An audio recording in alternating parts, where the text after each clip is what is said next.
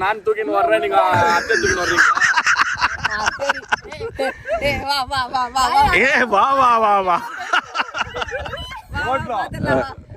பா. அவருக்கு எங்க அப்பா மேல என்ன கோவம் இருக்குன்னு தெரியல. அவர் பஞ்சு மாதிரி என்ன பஞ்சு மாதிரி தூக்கின்னு போயிட வரும்.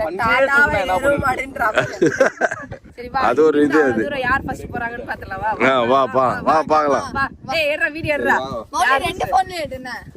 யாரு நீங்க ரெண்டு பேரும் ஓடுறீங்களா? இல்ல தூக்கின்னு ஓடணுமாமா. நீங்க என்ன வாங்க.